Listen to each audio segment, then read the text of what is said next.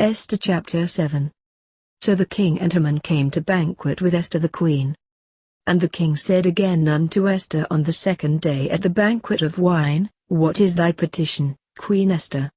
And it shall be granted thee, and what is thy request? And it shall be performed, even to the half of the kingdom.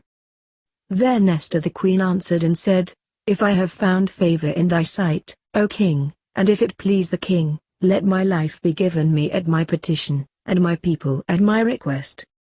For we are sold, I and my people, to be destroyed, to be slain, and to perish.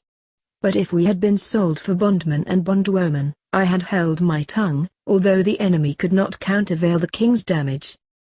Then the king Ahasuerus answered and said unto Esther the queen, Who is he, and where is he, that durst presume in his heart to do so? And Esther said, The adversary and enemy is this wicked Haman. Then Haman was afraid before the king and the queen. And the king arising from the banquet of wine in his wrath went into the palace garden, and Haman stood up to make request for his life to Esther the queen, for he saw that there was evil determined against him by the king. Then the king returned out of the palace garden into the place of the banquet of wine, and Haman was fallen upon the bed whereon Esther was. Then said the king, Will he force the queen also before me in the house? As the word went out of king's mouth, they covered Haman's face.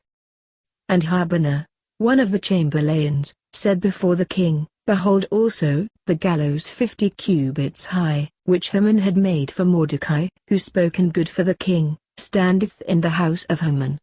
Then the king said, Hang him thereon. So they hanged Haman on the gallows that he had prepared for Mordecai.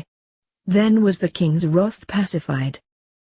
If you want to continue hearing the word of God, consider subscribing to our channel and click the bell icon for instant notification.